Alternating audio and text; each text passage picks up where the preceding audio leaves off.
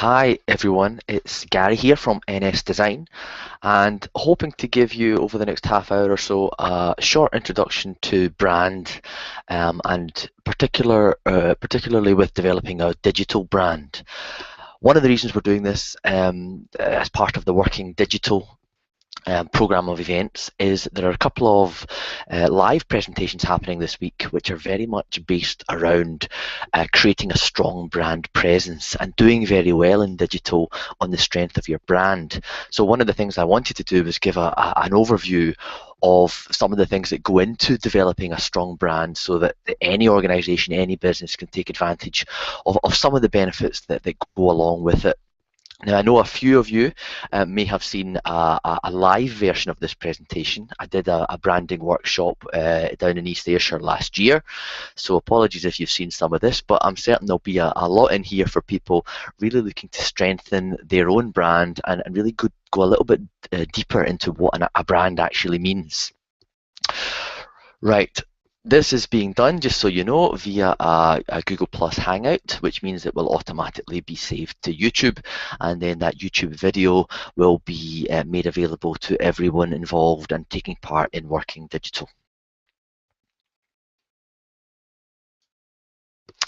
So let me start by asking the question, what car do I drive?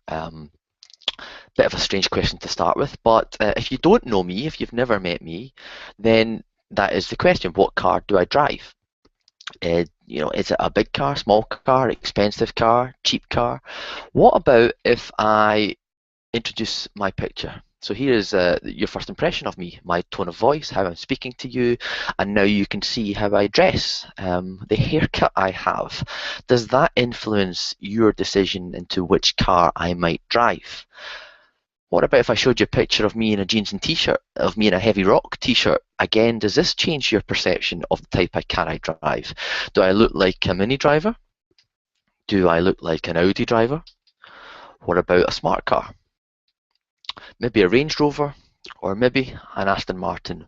Which of these cars does somebody like me, based on the way I talk, based on the picture you saw, based on the clothes I wear, which of these cars do I drive? The point is, doesn't matter what you answered there. The point is we all form a first impression of people from their personal brand. From what you first think of me, you first encounter me, you first hear me, you see me, and you form so many opinions and impressions. Some of them very much based on stereotypes. You know, who is he? Is he a good guy? Is he married? What age is he? What's the type of business he's likely to run? What car does he drive? All of these things and more. And businesses are absolutely no different. We form first impressions of businesses, and very often we'll stick with that first impression, the first encounter with your brand, and that's what's going to make a difference. And of course, in the digital world, there are now so many places for me to encounter your brand, whether it be on Twitter, Facebook, LinkedIn, whether I see a video on YouTube, a picture on Pinterest, I read your blog, I read your website, I see the stuff you do in Google+. There's so many channels now to make a first impression, and the problem is, you don't really choose where your customer wants to come in and have that first impression. It can be across all of these channels, and so you need a really strong brand across the board, especially when it comes to the digital world, because there is no face-to-face. In the digital world, I'm typically just looking at your Facebook or at your website, and so it's got to convey sometimes what you would do on a personal level with me interacting with you through all of these digital channels. And it's not an easy job. So the first big question, what actually is a brand? Let's start with this one. What is a brand? Now in a workshop scenario, I'll get the audience to stick their hand up and tell me, what do you think it is? But obviously we can't do that. But let's just move on. What we define brand is basically what your audience thinks of you. Not what you think you are, not what you think you're good at, nothing to do with your products and services. It's what the audience think of you, their perception, sometimes their first impression. What do they think of you? That's your brand. That's your brand, clear and simple. It's the perception of you by your audience. It's what they think is your personality, not what you think. It's the emotional attachment they have to you, to your business. It's whether you're a good company or a bad company. All of these things dictated by your audience. Ultimately, it's the values they think you have, not the values you do have, the ones they think you have. The brand is determined by the audience. And if you can spot the deliberate mistake in this slide, then well done to you. The perceptive ones among you will have noticed that the brain is round the wrong way. I'd love to tell you that was intentional, and that we were doing this because you had to constantly remind yourself about brand and brand values, but actually this was just a bit of a mess by our designer. Sorry, Paul, for making that public. But it's the brand is determined by the audience, not by you. That's the point here. So, one of the things we touched upon there was the emotional attachment people have with brands. Very much, how I feel about your organization is my emotional attachment to it. And of course, in the digital world, people get very emotional. The digital world is full of extremes. It's full of people ranting and raving. It's full of people on Facebook saying you're the best company in the world or saying you're the worst company in the world. Social media especially very much attracts the kind of social media ranter. I'm emotional, I'm here, I'm ranting because you've annoyed me in the real world. And so emotions are sometimes running very high on social media. But let's have a quick look at some other brands, just to get thinking in your own head. Well, what do we want to be like? What are the kind of characteristics we want to achieve? Again, I'll typically do this as a workshop exercise and get you to start thinking and shouting out what you think are some of these things. And maybe if you've got a bit of a pen and paper, then please jot down some ideas as we're going along here. First thing to talk about is global brands. Think in your mind of a brand which you consider to be global. Write it down if you've got a bit of paper in front of you. What is a global brand? Some of the suggestions that have come back in previous workshops, again, global brands have included Coca-Cola, they've included McDonald's, and Google, a very strong digital brand. Next, let's ask ourselves a premium brand. What premium brands can you think of?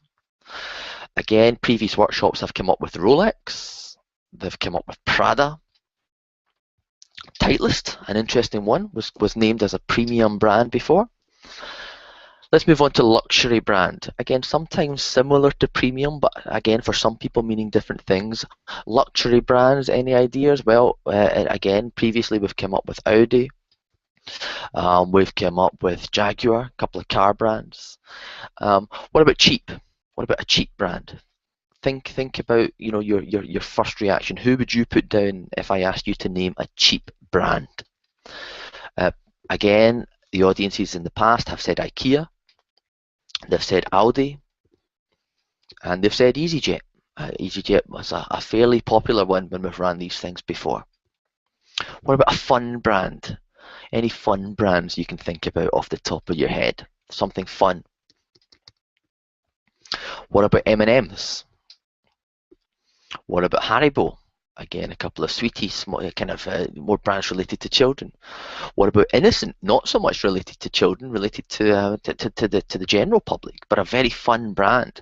And if you know what they do through their other channels and Facebook and all the rest of it, they continually carry out this kind of fun ethos of the brand. There's their car, which you might see driving through the town, which is covered in fake grass.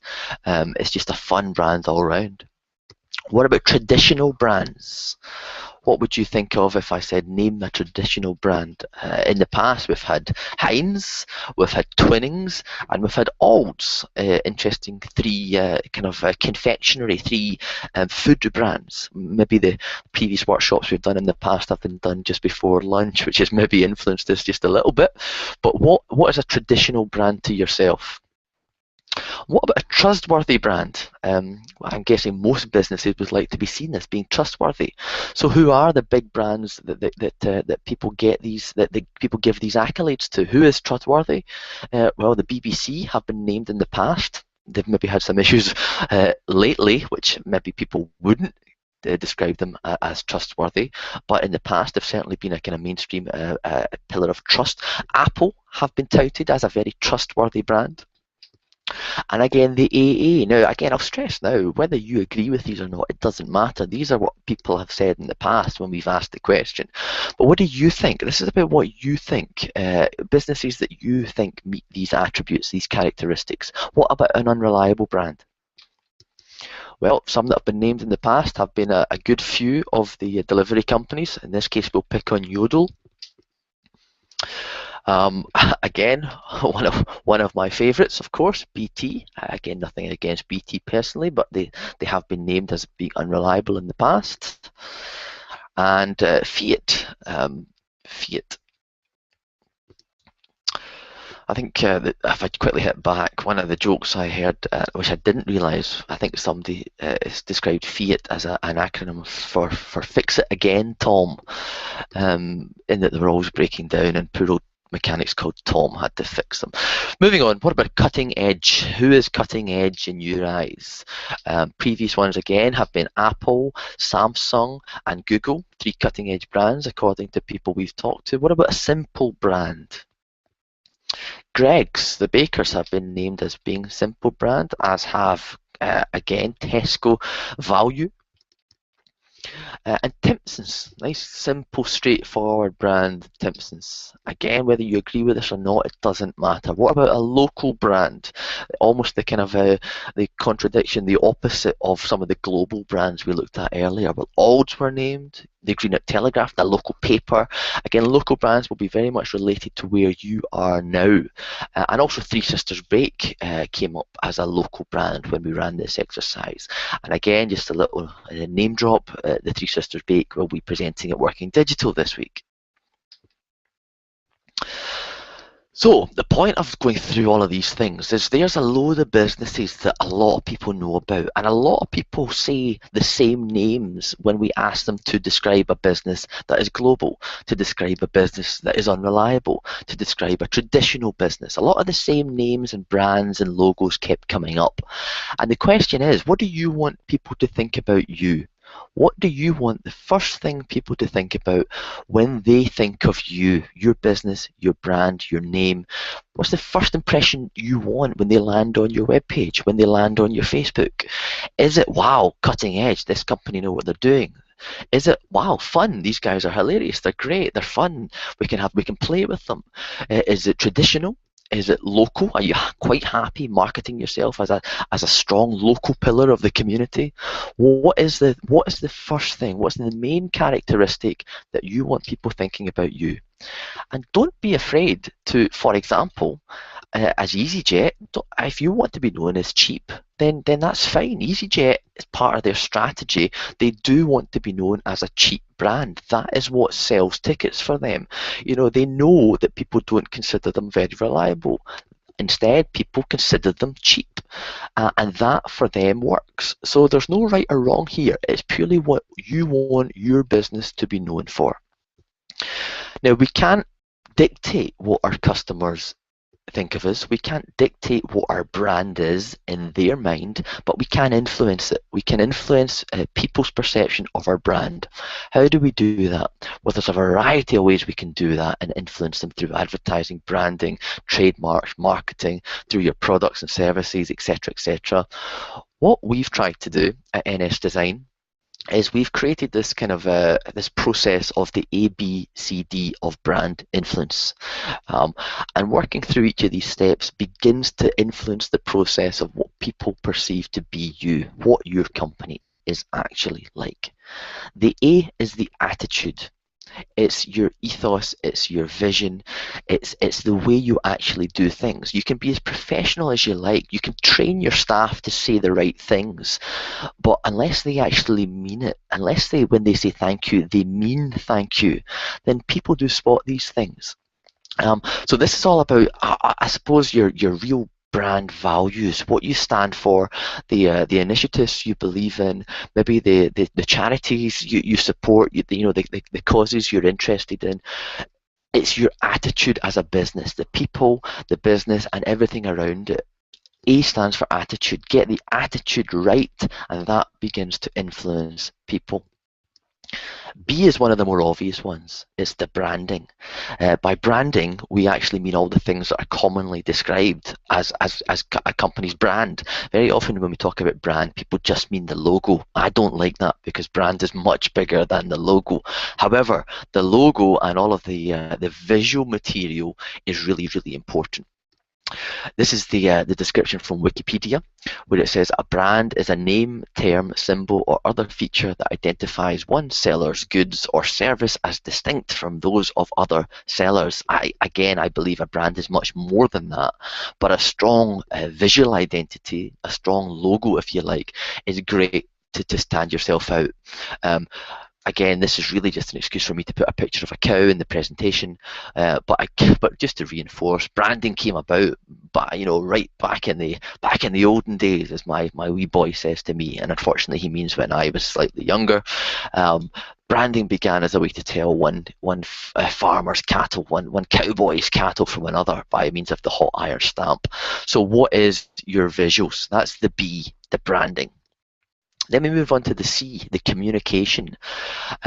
Your brand is very much influenced by what you say, and maybe along with the branding, the communications aspect of it is more true, maybe on social media, on the web, on through digital means than anything else, because your communication is taken as black and white. What you say, I read.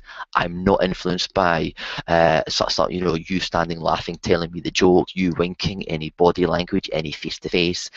I am just influenced by what you say on your channels. So what your website says and how it says it, that's going to influence me considerably. I'm going to make an awful lot of decisions based on how your website says. Not even just how it looks. Again, that's more the branding aspect of it, but what it actually says to me and how it says it. What about your Facebook status updates and tweets? That's going to be important. There's content that I'm going to read, this chatty social content, and I'm going to be influenced by it. What about images uploaded to Pinterest? The visuals, again, all very influential to what I perceive to be your brand.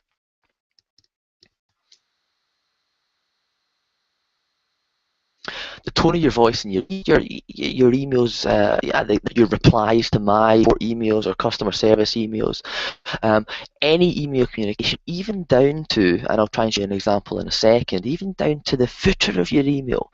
If I read all the footer information in an email, there's things in there that you can influence me, you can begin to kind of convince me that you are a great brand just by what you say.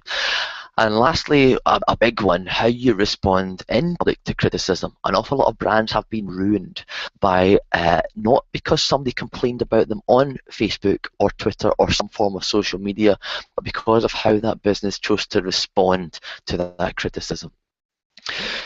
Used to be joked that, the receptionist wasn't a receptionist. Instead, she should have a very grandiose title, the director of first impressions, because the receptionist or the person I speak to first on the phone, or even the cleaner I bump into in the hallway as I'm walking through your building, if that's my first impression of your company, then that's the impression I take away.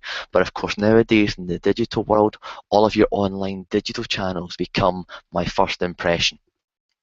And D is differentiation. And what it stands for, very much influenced by how you're different. One of the reasons why things like Twitter biographies are so important, you've got a very short space of time, 160 characters, to tell me who you are, what you're about, why you're different, why I should care, why your brand should stand up in front of other brands and other competitors. So differentiation. Differentiate or disappear, a great phrase that a very wise Irish man once told me. Stand out from the crowd for the reasons that's good for business. So that's your A, B, C, and D of brand influence. The attitude, the branding, the communication, the differentiation. If you can develop these aspects of all of your digital channels, you're doing good things through all of the digital media. One quick word of warning: if you're trying to convey a brand that's not true, then that's a big risk. If you're trying to tell the world that you're cutting edge, but you're not really, again, that will come out through social media. If you're trying to tell the world, even that, that you're bigger than you are, that you're global, and actually you're not. You're a local business. Be proud of it. You have 1 or 2 staff. There's nothing wrong with that. It's when you try and convey a brand image which actually isn't the truth that will often get you into more trouble. And again, there's been plenty of examples of that on social media. Social media is sometimes called an amplifier, in that it will simply amplify the truth about your business. So don't have lies amplified, because that will come out as well. A couple of very quick examples, and then we'll begin to wrap the whole thing up. A favourite of mine, this is the Four Seasons Hotel. Anybody who's been to our social media training workshops will know that we sometimes tout these guys as doing some really great things. Their attitude through their social media comes across very strongly. There's a great story of the girl who checks into the Four Seasons in Chicago, goes out for the night, comes back, and she sees that turn down has occurred. And it turned down where the lights are dimmed, the pillow is fluffed up, there's a chocolate on the pillow, and in the room they're playing turned down music, which she hates. It's too depressing for her, it's too relaxing, it's certainly not to her taste. And so on Twitter, she complains that she's just back in the Four Seasons Hotel and the turned down music is like a morgue. Now, it was a negative, it was a throwaway, it was a bit of criticism, but it wasn't a serious bit of criticism. What she woke up to the next morning blew her away. It wasn't a response on social media, it was a handwritten letter slid underneath her door, apologising that she didn't like the turned down music, and if she'd like a particular choice of radio station, then let them know and they would gladly sort it for her. I.e., it was an attitude of pure customer service. It was an attitude backed up the advertising claims that they really do care, that they treat every customer differently, that they go out their way to seek any issue or problem that you're having, and that they aim to resolve it. So attitude goes an awful long way. Again, the end result of that is that she was on social media and she updated all of her friends with how great this company was. She reinforced the values of the brand.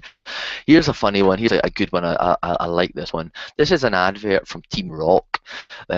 Team Rock, a fairly new established rock radio station. They have a few magazines and everything as well. And again, a bit of a name drop here. We have Billy Anderson, who is the management of Team Rock, speaking on a panel session at Working Digital, and he's going to be great. So hopefully you've got your tickets to come along and see that session. It's a session around money and how money comes into the digital world. So again, this is an example of communication, branding through communication. Here's a job advert. And it says, we're looking for an experienced commercial designer whose role will include the following. You will excel in making old stuff look really vital and exciting, and feel comfortable commissioning and directing photographers, even if you secretly think they're a bunch of prima donnas and perverts. I just want to stress that's not my opinion of photographers. It might not even be Team Rock's opinion of photographers in truth, but it's about reinforcing brand, the values, what we want people to think of us by the way we say things. Team Rock are not a traditional corporate by any means. They want to be seen as edgy. They want to be seen as being a bit wild, a bit non-caring. We're rockers after all. This is all part of the brand. It's all part of the image, and they know their audience. Their audience love them. Their audience are rockers too. They get the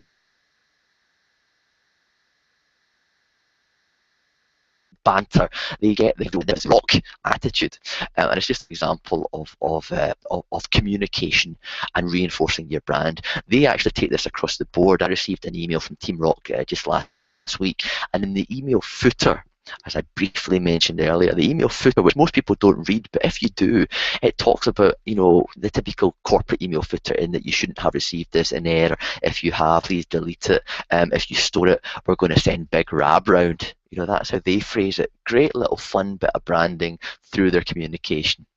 Right, let's begin to tie up the whole thing and get this session finished. FedEx. Brilliant example of a logo. This is branding, and this is the visual identity. FedEx have a very, very strong brand. Can anyone spot the hidden symbol here? You've maybe seen this before. You've maybe heard me do this before. The hidden logo, the hidden message If you look between the orange E and the X, if you look in the white space in the middle as they touch, you will see the arrow. That is not a chance. That's not by chance that that happened. That's been designed. That's been very much part of the brand. What do we want people to think about us? Well, an arrow, especially going from left to right in the Western world, it's all about progress. It's all about direction. It's all about going from A to B. It's all about speed and efficiency. Again, you might not agree with this, but this is the values they want to go for. So let's have a very strong, simple bit of branding that tries to encompass that. And you know what? We've got the arrow thrown in for good measure as well. Here's an example of how not to do it, and I'm sorry, UKMail, if you're listening, but I personally, and it is just personal, I think you've tried to copy the kind of FedEx idea and got it badly wrong. In this case, the arrow looks pretty forced in. It's not very subtly designed so that it's almost invisible. It's forced in. We want you to see there's an arrow here, and we've tried to kind of copy this FedEx idea. Not only that, the arrow's going backwards, the arrow's going to the left, and again in the Western world, well, that's not good. That's you going backwards and not progressing as a company. That's my parcel being rather than my parcel being on time. Again, that's me personally, but I think the FedEx brand much stronger. FedEx brand again to be seen quite literally a truck from 5 blocks away. That was one of the remits of the logo design. This strong, bold brand. Our trucks are not always in your face. Our trucks aren't always, right in front of you. So if you see one 5 blocks down the road, we want you to know straight away it's a FedEx brand, but there's a FedEx truck and everything that stands for. The problem with that, and I won't show you this, but again, you can go and have a look for it. I'll hit play, but it'll probably be way too jumpy on the video, is your brand, and no matter how strong you build it in terms of the communication or your branding or your identity, it can be ruined. It can be ruined by the attitude. So in this case, again, it's going to be a little bit jumpy through this hangout video, but in this case, here comes the FedEx guy. This was a video recorded by a customer at Christmas time. They were getting a nice new Dell, a Samsung Shine widescreen telly delivered. What did the FedEx do? Did he ring the bell? Did he check you were home? No, he took the parcel and he chucked it over the fence. And yep, that's the FedEx brand for you. That's the values of FedEx. We don't really care. In fact, maybe we care too much about timing and about efficiency that we don't really care about you or the product. Or anything else. So the brand can be influenced by attitude, as I said earlier. You can get your logo right, you can get your communication right, you can get everything else right. If one employee goes along and wants to ruin that brand by their attitude, then that can happen.